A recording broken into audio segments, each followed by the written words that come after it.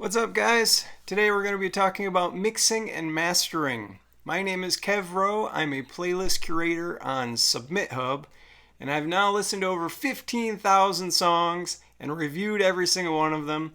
I have a playlist network of 17,000 followers on my playlists on Spotify. So I've got lots of playlists, feel-good country songs, inspiring songs, coffee songs, calming acoustic, healing Americana songs, lots of playlists. You get the point. So my process here on Submit Hub is I listen to lots of music all day long. And it's in a wide range of genres, production levels, performance levels, and different lyrical stories that people are telling me. Lots of variety, right? One of my biggest pet peeves, which I've been noticing the more I spend on the platform listening to music, is this thing that I've referred to in other videos called broadcast quality music. When I think of the term broadcast quality music, I think of like the guidelines that were used in traditional commercial radio. So like your like radio stations through the 60s, 70s, 80s, 90s, 2000s, 2010s. Like the bar, the line of acceptance for what would be considered even playable on the radio. So I'm thinking about this term broadcast quality a lot because I'm listening to so many songs in different production qualities. What I really want to tell you in this video is your music needs to be mixed and mastered by professional people. Like professional people in the music business who know what they're doing when it comes to mixing and mastering. I have a couple stories to tell you on this. I had just recorded my second album, which was called Into the Gold. And I did it all myself. Like Into the Gold. You know, I did hire mixing for that and mastering. But I recorded all at home in my home studio. And I got together local musicians and I got the best mics I could. And this was 2005. So a long time ago, almost 20 years ago. And I'm telling you this story because I've made every mistake under the sun when it comes to production. I've also learned quite a lot about it and done it the right way too. But anyway, I had just finished my album Into the Gold, and I was like, I'm going to do a new album of acoustic stuff, just folk songs. So I moved to South Carolina, and I lived in Charleston, South Carolina, and there was this amazing studio called Echo Mountain Recording in Asheville, North Carolina. And all these great Americana artists were recording there. The Avett Brothers had just done their famous album Emotionalism. One of my friend bands called Down at the Buffalo from Ithaca, New York. They're a great festival Americana band. They had just recorded there. They had a thing going at Echo Mountain Recording Studios. And so I reached out to Danny Kadar, a producer there, to see if he would mix my recordings. So at the time I was thinking, no, I don't want to go to the studio and record. I'm going to do it all at home. Could I just hire you to mix my stuff? So I sent him, 20 songs. And he called me back and he said, Kev, I love your writing. I love your songs. I love your singing voice. I really want to work with you. But yeah, I mean, mixing an acoustic guitar and a vocal is not necessarily going to give you all that much in your career. Let's make an album. Come up here and let's record. And that's what I did. I spent the next 2 years recording an album at Echo Mountain, and it really changed my life. My most popular album, High Love, came out of that. My most popular song, Burn Away, came out of that. And I learned so much of what it means to record on great gear.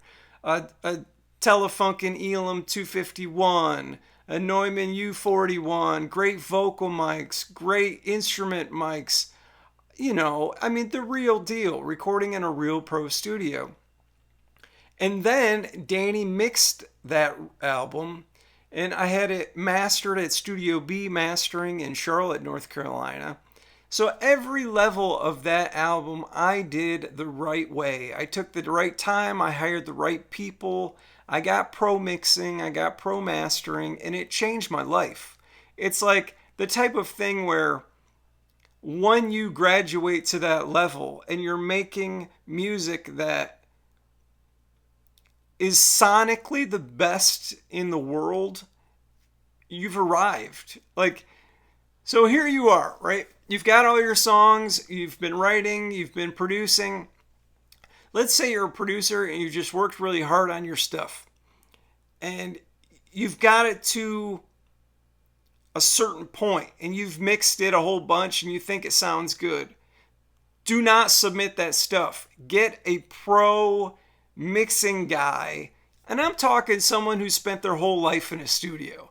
Not your friend who thinks he's good at mixing. Not a beat maker who calls himself a producer. I'm talking about a guy who knows everything there is to know about audio. It's about frequencies and wavelengths and great microphones. And these guys are kind of hard to find, actually, because it's a small number of people who've spent their lives in studios. But you got to find them. Go to Nashville. Go to Asheville. I would say the most important thing you need to do is look at the producers in your genre. Mine, it's Americana, folk, country, festival music. But look at the producers in your genre. See the successful artists that they've produced, mixed, and mastered, and then go to them. That's by far the best way to do it because they're skilled, they're experienced. You want people who've spent thousands and thousands of hours in the studio mixing and mastering. When you get it back, I've always loved to do this. Like when I send something to a professional mixing engineer, I want to give him something that he can't screw up. So I'm so happy with the way that I've arranged, performed, composed these songs that no matter how they send them back to me, I'm going to be happy with them. And most of the time now, when they send me back my mixes, I'm blown away by how great they are. So it's about elevating your art as a commercially viable product, and people hate that. But it makes your art better, I'm telling you. Like, your mixes are not good. I listen to them all day on Submit Hub, and I'm like, oh man, this person is there. They're like at the line. All they have to do is spend the money, hire the mixing, hire the mastering, and wait a little longer on that person's schedule. Because I know sometimes you just want to send me your mix thinking it's good enough. No, it's not good enough. It needs to be great. I'm talking like ridiculously great. Could compete with anyone in your genre great. So another story is just this last week, I was down at a local block party here in my hometown. And I see lots of musicians all the time. And this guy came up to me and he said, man, I've been working so hard in my studio. I've got all these songs. You should come over and listen sometime. And I've been working for years on all this material. I had all these songs. And he said he's just been mixing and mixing and mixing. And I'm like, dude, you got to hire someone to mix this stuff and get it done. Like, you're just going to mix ad nauseum until the end of time. And then he turns to me and he goes, yeah, Kev, but I like my mixes. And I was like, wow, that's a real hang up there. Like,